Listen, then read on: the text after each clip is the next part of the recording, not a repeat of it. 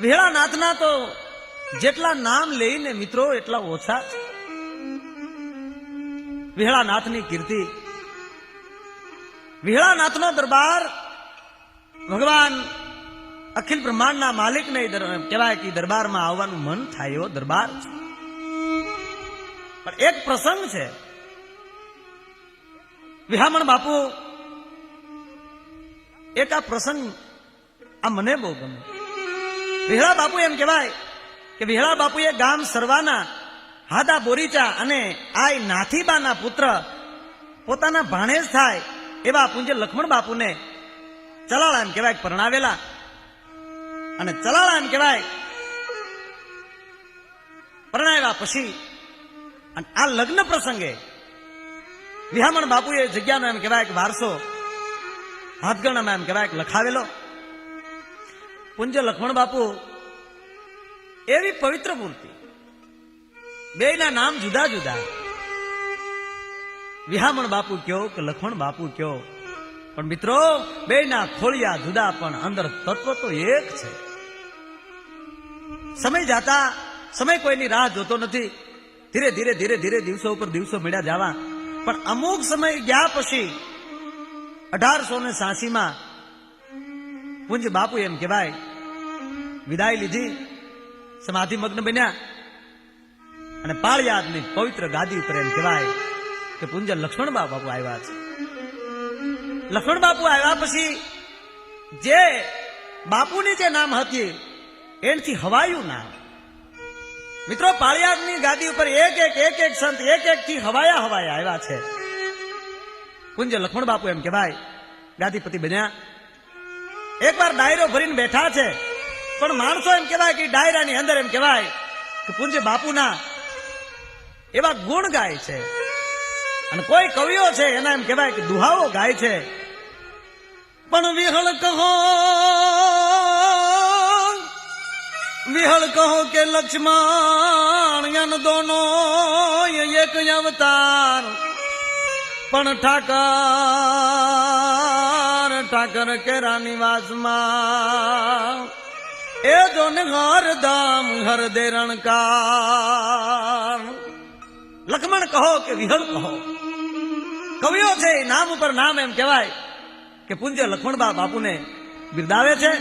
પૂજ્ય લક્ષ્મણ બાપુ એમ કહેવાય કવિઓને એને ખોબે ખોબે એમ કહેવાય કે ધન આપે છે. ડાયરો જામ્યો છે, એક પછી એક એમ કહેવાય કવિ ઉભા થઈ અને એમ કહેવાય કે પૂજ્ય બાપુની સામે એમ કહેવાય એના ગુણગાન ગાય છે. પણ આભે પડચંદા વાગ્યા 14 ડોયા દિગપાલ, પણ સિદ્ધ સંત લક્ષ્મણ થયા એ જોન ભગતો કરતા પ્રિયા. એવા સિદ્ધ સંત. ડાયરો બેઠો છે, કહુંબા ઘૂંટાય છે, કોઈ વળી હાસ્યની વાતો કરે છે. અને આવો જ એમ કહેવાય કે ડાયરો જામ્યો છે ને એવામાં એક હોક વર્ષના ખખડધજ સંત ત્રિકમદાસ બાપુ એમ કહેવાય કે બાપુની બાજુમાં બેઠા છે. થોડીક વાર થઈ એટલે ત્રિકમદાસ બાપુ ઉભા થયા. પૂજ્ય લક્ષ્મણદાસ બાપુ પૂછે છે, લક્ષ્મણ બાપુ કે ભાઈ વાલા હું કામ છે, કેમ ઉભા થયા છે? અને ત્યારે કીધું કે બાપુ આજ આવી શોભા હોય આપણી જગ્યાની, વિહળાનાથના જાન કહેવાય જય જયકાર થતા હોય. બાપુ આપને કૃપા કરીને એટલું કહું છું કે હવે સમય પાક્યો છે, માનવીઓ છે એમ કહેવાય વિહળાનાથના પ્રસાદ માટે તલખે છે. તો વિહળાનાથના પ્રસાદનું જો કાંઈક થઈ જાય તો સોનામાં સુગંધ ભળી જાય. આજે એમ કહેવાય પ્રસાદ વગરનો એમ કહેવાય ડાયરો સુનો લાગે છે. અને એટલી જ્યાં વાત મોઢા માલી નીકળે અને ત્યારે એમ કહેવાય કે પાળિયાદનો ઠાકર ઉભા થઈને એટલું કીધું કે ત્રિકમદાસ એમાં મૂંઝાવાનું હોય નહીં બાપ. જાઓ, આજથી 1 મહિના પછી શ્રાવણ સુદ સાતમને દિવસે તમામ ભક્તોને એમ કહેવાય પ્રસાદ મળશે, ઠાકરનો પ્રસાદ મળશે. જાઓ, ગામડે ગામડે કહી ગયો. લક્ષ્મણદાસ બાપુ એટલા શબ્દ બોલ્યા હતા. ત્રિકમદાસ બાપુને એમ થયું કે ઓહો, બાપુએ બહુ ઉતાવળ કરી નાખી. 1 મહિનામાં આટલું બધું આયોજન કેમ થાય? હજી વિચાર કરે ન કરે, પણ બાપુ તો અંતર્યામી હતા. ત્રિકમદાસ બાપુને એમ કહેવાય કે વિચારો છે એ લક્ષ્મણ બાપુ એ અંદર મનમાં સમજી ગયા. ત્રિકમદાસ, તને મૂંઝવણ થાય ને બાપ કે 1 મહિનામાં આ બધું આયોજન કેમ થાય? પણ બાપ, ઠાકરના કામ કરે મુંજાઈમાં. જા ગામડે ગામડે હાકલા મારી દે કે શ્રાવણ વદ એમ કહેવાય કે સાતમને દિવસે તમામ ભક્તોને પ્રસાદ મળશે. પણ મહિનો તો એક વાતમાં મિત્રો વયો ગયો ને ગામડે ગામડે એમ કહેવાય સમાચાર મળ્યા મળવા કે પાળિયાદની પવિત્ર ધરતીમાં એમ કહેવાય કે વિહળા નાથનો પ્રસાદ એમ કહેવાય કે શ્રાવણ સાતમને દિવસે મળવાનો છે. માણસો એમ કહેવાય એક દી અગાઉ કોઈ ઘોડા લઈ લઈને, કોઈ ગાડા લઈ લઈને, કોઈ બળદને એમ કહેવાય હણગારી માથે ઝૂલું નાખી માફા બાંધીને એમ કહેવાય કે ગાડા ભરાય માણસો ઉમટ્યા છે. દૂરથી જે માણસો આવે છે એ કોઈક ઊંટ લઈને, હાંડિયા લઈને પણ આવે છે.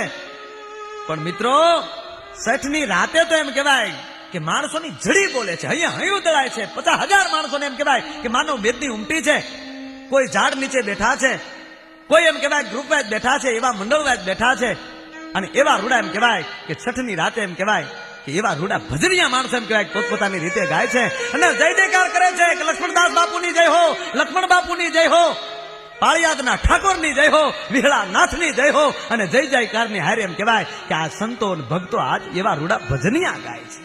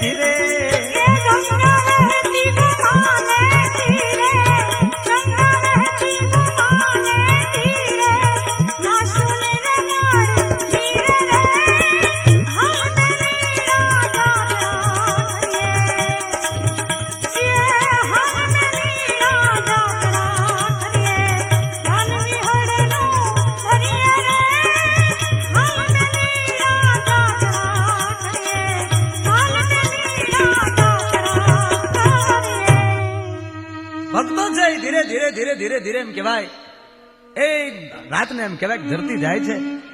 કોઈ રામસાગર ઉપર ભજનિયા બોલે છે, કોઈ એમ કહેવાય કે હાથમાં ટપટપિયા લઈ લઈને ભજનિયા બોલે છે.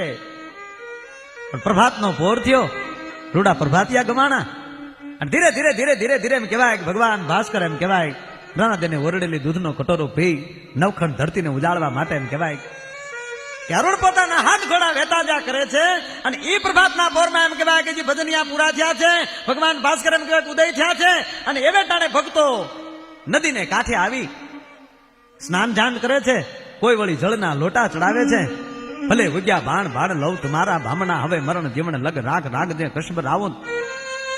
એ ભગવાન સૂર્યને આંધળીઓ આપી સ્નાન ધ્યાન કરી બાપુની સમાધિના દર્શન કરી અને સમાધિના દર્શન કર્યા બાદ આજ બરોબર શ્રાવણ મહિનાની જે હાતમનો દિવસ છે, ભાવથી બધાને પ્રસાદ લેવો છે. અને પ્રસાદ માટે એમ કહેવાય કે માનવ મેરામણ ઉમટો છે. આ માણસો એમ કહેવાય પ્રસાદ લેવા માટે પંગતમાં બેહે છે. અને આ બરોબર પંગતમાં માણસોને બેહવું અને આ ચિત્ર જોઈ અને જ્યારે ઇન્દ્ર મહારાજ જેમ રાજી થયો હોય અને માથે એમ કહેવાય જેમ જેમ ફૂલડા વેરતા હોય એ માથે એમ કહેવાય અમી વૃષ્ટિ મળ્યો કરવા. વાદળના એમ કહેવાય ગટા ટોપ વાદળા ચડ્યા છે, ચડસાઈ ગટાંગન ગોર ગગને મેઘ જળમાનું સામસાઈ ધીરે ધીરે ધીરે ધીરે ધીરે ધીરે એમ કહેવાય આભા મંડળ એમ કહેવાય કે હાકડું થઈ ગયું છે. અને એમ કહેવાય એ જ્યાં જે ભક્તો બે વરસાદના ફોરા પડવા સારથિયા છે એમ કહેવાય કે એક બાજુ ઓથ લઈ લઈને બેઠા છે અને બાપુ જેમ કહેવાય ડાયરો ભરીને બેઠા છે. એવામાં ફરીવાર ત્રિકમદાસ બાપુ જઈને બાપુને હાથ જોડીને એટલું કહે છે, હે બાપ, હે લક્ષ્મણ બાપુ, આજ મેઘરાજ ગાંડો થાય અને માણસો એટલું બધું ઉમટું છે, જો વરસાદ આવશે તો બાપ આપણો પ્રસાદ છે એ માણસો જમ્યા વગર માણસો વ્યા જાય. અને ત્યાંથી એમ કહેવાય કે લક્ષ્મણ બાપુ મરક મરક મરક મરક મરક મળ્યા દાંત કાઢવા. પાલા ત્રિકમદાસ, ભલા માણા તું અધીરો બહુ થઈ જા છો. આજ મેઘરાજ ગાંડો નથી થવાનો, પણ આજ ઇન્દ્ર છે. આજે આપણે આજે વ્યવસ્થા જોઈ છે, આ હરિરસ જોયો છે, આ પ્રસાદ જોયો છે. એ જોઈને આજ એમ કહેવાય ઇન્દ્રને એમ કહેવાય કે આવવાનું મન થયું છે. વાલા એ તો આજ વિહળા નાથનો એ પ્રસાદ લેવા માટે ઇન્દ્ર પધાર્યો છે. બાપ એમાં પીવાનું હોય નહીં, વ્યવસ્થા ચાલુ રાખો એમ કરીને ડાયરાની વચ્ચે એમ કહેવાય પૂજ્ય લક્ષ્મણ બાપુ એમ કહેવાય ઉભા થયા છે. આકાશ સામે લાંબા હાથ કરીને જેમ ઇન્દ્રની સ્તુતિ કરતા હોય એમ ઇન્દ્રની સ્તુતિ કરી છે. થોડી વાર એમ કહેવાય કે મેઘરાજાએ ફોરા પાડ્યા, પણ જેમ ઇન્દ્ર છે પ્રસાદ લઈને વયો ગયો હોય, મેઘરાજા જેમ પ્રસાદ લઈને વયો ગયો હોય એમ કહેવાય ઘડી વાર ની અંદર એમ કહેવાય કે વાદળા વિખાઈ ગયા. માણસો છે એમ કહેવાય કે હરિહર કરે છે, જય જય નાદ કરે છે, હરિહરની હાકલું પડે છે. અને આ બરોબર એમ કહેવાય કે જ્યાં પ્રસાદ વહેંચાય છે માણસો જમી જમીને થોડો થોડો પોતાની પસેડીએ ઘીરે પ્રસાદ લેતા જાય છે. પસેડીની કોરે બાંધીને કોઈ પસેડીને શેડે બાંધે છે, કોઈ થોડોક એવો પ્રસાદ પોતાના હાથમાં લેતા જાય છે. શું કામ? ઘરે બાકી છે એ માણસોને એમ કહેવાય વિહળા નાથનો પ્રસાદ મળે. અને પ્રસાદ તો એમ કહેવાય જગ્યાનો એવો હોય છે કે તમારા કોઠાની અંદર જે કાંઈ પાપ પીડ્યા હોય ને પ્રસાદ લેવાથી એમ કહેવાય પાપ બહાર નીકળી જાય. સારટિયા છે, પીરસ્યા છે, એ પ્રસાદ પીરસે છે, પણ ઘટના એવી ઘટે છે. એક માણસ આમ જ્યાં ઝાડની નીચે જ્યાં દ્રષ્ટિ કરી તો પ્રસાદનું આખું ગાડું ભરેલું પડ્યું છે. વિચાર કર્યો કે આ ગાડું કોને ફેરવ્યું છે? માણસને ખબર નથી. લક્ષ્મણ બાપુને આવીને ફરિયાદ કરી, બાપુ ઝાડની નીચે આખું સુખડીથી ભરેલું એમ કહેવાય કે ગાડું પીડ્યું છે, ત્યાં કોને મૂક્યું? કે વાલા ખબર નથી, હાલો આવું છું. પૂછે લક્ષ્મણ બાપુ એમ કહેવાય કે આવ્યા છે. ગાડું એમ કહેવાય કે આખું પ્રસાદનું ભર્યું છે. અને જે માણસ છે એમ કહેવાય કે ગાડાને બરોબર બળદ જોડવાની તૈયારી કરતો હતો ને લક્ષ્મણ બાપુ આવીને ઉભા રહ્યા, પણ બાપુને જોયા ને એટલે માણસને ભોઠે થઈ ગઈ. પગેઠેલ ધરતી મળી ખાવા લાકડી પડે બાપુના પગમાં પડી ગયો. બાપુ મને માફ કરજો, ચારણનો દીકરો છું, પ્રસાદ લઈ જાવ છો એનું કારણ એ છે કે બાપુ ચોરી કરવાનો કોઈ ભાવ નથી, પણ વર્ષો થઈ ગયા, મારો બાપ ગુજરી ગયો, એનું મેં કાર્ય કર્યું નથી. કાર્ય કર્યું નથી કારણ કે બાપુ હું ગરીબ માણસ છું. મારાથી એમ કહેવાય ગામને જમાડાય એવી મારી પાસે કોઈ તાકાત નથી. પગલે ને પગલે મારા દીકરાઓને બાપુ ગામના મેણા સાંભળવા પડે છે.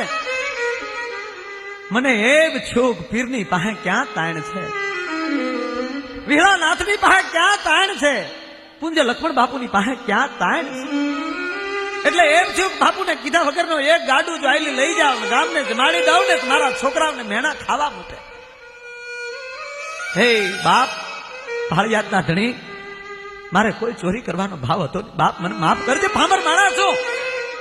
અને એટલા શબ્દ કહીને પગ જમાય એમ કહેવાય ચારણ પીડ્યો છે ને તેથી એમ કહેવાય લક્ષ્મણ બાપુએ બે હાથે પકડી વાહો થાબડીને એટલું કીધું કે વાલા, હું તને કાંઈ કહેવા નથી આવ્યો, પણ હું તો જોવા આવ્યો હતો કે એટલામાં થોડું ગામ ધરાય, એટલામાં થોડું ગામને થાય. પણ જા ભલા માણા, આજથી તું ગાડું ધીરે ધીરે હાંકતો થા અને જગ્યા મલિક બીજું ગાડું મોકલું છું. બાપ, તારા ગામને એમ કહેવાય પ્રેમથી જ મારજે.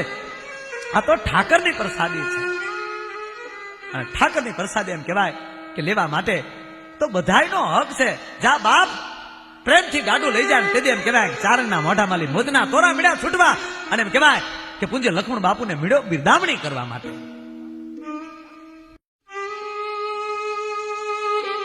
ચારણ છે ગદગદિત અહીંયા બાપુને વંદન કરે છે. પણ આ ચારણના મનમાં એમ કહેવાય એક પ્રસંગ યાદ આવી ગયો.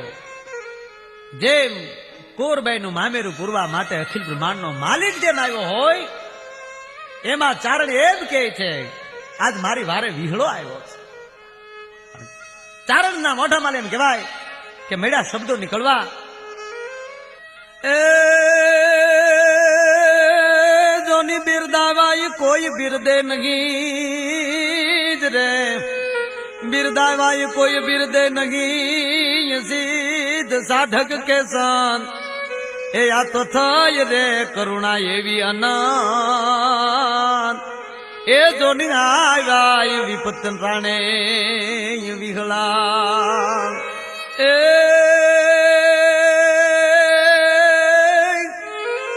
અમીરિયા લક્ષ્મણ પીર ને જેનું મનડું છે અમીર, એ જોને જોયા સંત મેં સુરવીર, એ જોન આવ્યા વિપત ટાણે વિહળા.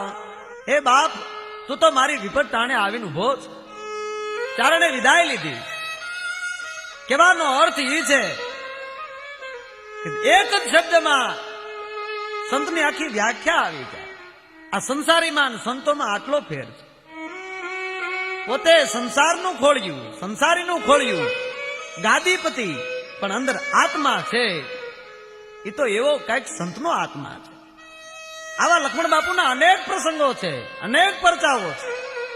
એમાંનો એક પ્રસંગ લઈ તો ભાવનગરના રાજવી કુળ સૂત્રધાર વિજયસિંહજીને 4 દીકરા હતા. એમાં પેલા ભાવસિંહજી, બીજા નંબરના એમ કહેવાય નારુભા, ત્રીજા નંબરના એમ કહેવાય કે અખુભા, અને ચોથા દીકરાનું નામ હતું કેસરીસિંહજી. એમના બીજા નંબરના દીકરા ભાવસિંહજી એમ કહેવાય એક અદ્ભુત મોટું નામ હતું, અને જેમને અવારનવાર આ જે પાળિયાદની જગ્યા છે ત્યાં પોતે પધારતા, અને પોતે એમ કહેવાય કે ભીમડાદનું પરગણું છે એમ કહેવાય કે પરગણું એમને મળેલું, અને પોતાને રોજકા સુડાચમા દરબારને ન્યા પોતાને પરણાવેલા. સમજીબાની સાથે એમ કહેવાય કે પોતે પરણેલા છે. સમજીબાને ઘરે એમ કહેવાય કે દીકરાનો જન્મ થયો, પણ દીકરાનો જન્મ થતા દીકરાનું અવસાન થયું છે. બાબુભા નામના કુંવરનું એમ કહેવાય કે અવસાન થયા પછી સૌજીબાના જીવનમાં એમ કહેવાય આનંદ નથી, જીવન ઝેર જેવું લાગે. દરબાર સાહેબ પોતે, નારુભા સાહેબ પોતે એમ કહેવાય કે એમને સમજાવે છે, પણ સમજીબા એમ કહેવાય સમજતા નથી. અહીંયાની અંદર વેદના છે, આનંદ નથી. પણ એક દી ઘટના એવી ઘટે છે કે રાજગોર ધનીબા એમ કહેવાય રાજભવનમાં આવ્યા, સમજીબાને સમજાવે છે કે બા આટલું બધું વ્યાકુળ ન બને. આ તો અખિલ બ્રહ્માંડના માલિકની રચના છે. કોક દી ફૂલડાને ખેરે છે તો કોક ફૂલડાને એમ કહેવાય કે ખીલવે છે. પણ આપને તો પાળિયાદની ઉપર પરમ વિશ્વાસ છે. વિહળા નાથ ઉપર તમને વિશ્વાસ છે તો બા આપ કયો તો એક આપને સલાહ આપું. સમજી બા કહે છે કે જરૂર મને સલાહ આપો. બા વિહળો નાથ તો એવો દયાળુ છે, પાળિયાદનો ઠાકર એટલો બધો એમ કહેવાય કરુણાનો ભરેલો છે, અને એમની ટેક લ્યો તો વિહળો નાથ આપની ઈચ્છા જરૂર પૂરી કરશે. એક તો પાળિયાદ ઉપર એમને શ્રદ્ધા તો હતી જ ને, એમાં એમ કહેવાય સોનામાં સુગંધ ભળી હોય એમ સલાહ મળી. સમજી બા એમ કહેવાય ટેક લીધી છે. પણ મેં પેલા કીધું ને કે ભારત વર્ષના સંતો એવા છે કે લેખની માથે મેઘ મારી દે વિધાતાને એમ કહેવાય કે એમ કે બાઈ તું કેમ નહીં, હું જેમ લખું એમ લખ. એમ જાણે એમ કે વિધાતાના લેખની માથે જેમ મેઘ મારી હોય એમ સમજી બાને એમ કહેવાય કે ઉદર પરમાત્માના રૂપ જેવા દીકરાનો જન્મ થયો. નામ ભૂપતસિંહ હતું. અને ભૂપતસિંહનો જન્મ થયા પછી ગામની અંદર એમ કહેવાય કે આનંદ ઉમટ્યો છે. માણસો વખાણ કરે છે. વખાણ ભૂપતસિંહના એટલા થાય છે ને એટલા જ એમ કહેવાય પાળિયાદની ધરતીના થાય. પણ એક દી પ્રસંગ એવો બને છે કે ભીમડાદની અંદર પૂંજારી કેશવદાસ બાપુ એમ કહેવાય કે ત્યાં પધાર્યા છે. તો કોઈએ કીધું કે બાપુ આ જે ભૂપતસિંહજી જે રમે છે એ પાળિયાદના ઠાકરના દીધેલા છે. અને તે એમ કહેવાય પૂંજારીએ દાંત કાઢતા કાઢતા કીધું બાપા એ તો વિહળો નાથ કહેવાય, પાળિયાદનો ઠાકર કહેવાય, એકે આપે ને બે આપે.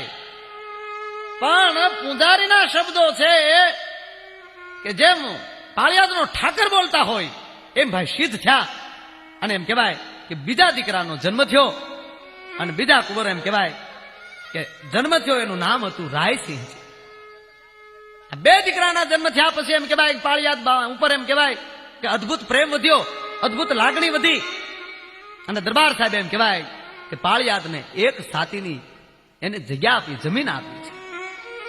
વર્ષો જતા એમ કહેવાય ભૂપતસિંહજી પણ એટલા બધા પાળિયાદને માનવા મળ્યા. અને ભૂપતસિંહ પણ એકવાર એમ કહેવાય પાળિયાદ પધાર્યા અને એમણે પણ એમ કહેવાય કે પાળિયાદને એક સાતીની જગ્યા આપી, જમીન આપી. આ અદ્ભુત પ્રસંગો એવા પીડ્યા છે. સંતોની વાતો તો મિત્રો આપણે શું કરવાની હોય, એમની પ્રાર્થના કરવાની હોય. અને એ પ્રાર્થના કરતા કરતા એમ કહેવાય કે માણસો ગાંડા બને છે. એમાંનો એક પ્રસંગ લઈએ કે એકવાર પાળિયાદની જગ્યામાં મુર્શિદાબાદના એક શેઠ બાબુલાલ એમ કહેવાય બાબુમલ શેઠ ત્યાં પધાર્યા છે. એમને એવી માનતા હતી કે જો મારા ઘરે દીકરાનો જન્મ થાય તો મારી સંપત્તિ માલી, મારી આવક માલી 20મો ભાગ હું પાળિયાદની જગ્યાને આપીશ. અને એમ કહેવાય કે બાબુમલ શેઠે તેથી પાળિયાદની જગ્યામાં એમ કહેવાય 31,000 રૂપિયા બાપુને શરણે ધર્યા.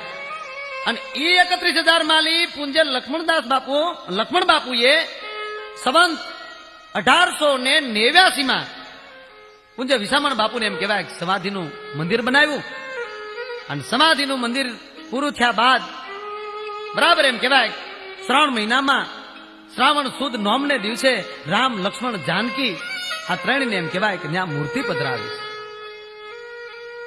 વર્ષો વીત્યા બાદ પૂંજ્ય લક્ષ્મણ બાપુ છે એમના દીકરા મોટા ઉનડ બાપુને ગાદીનો વારસો આપ્યો છે. બાપુએ ગાદીનો વારસો આપ્યા પછી પોતે એમ કહેવાય કે જીવન લીલા હકેલી લીધી, બ્રહ્મલીન થયા. વૈકુંઠ વાસ થયો બાપુનો.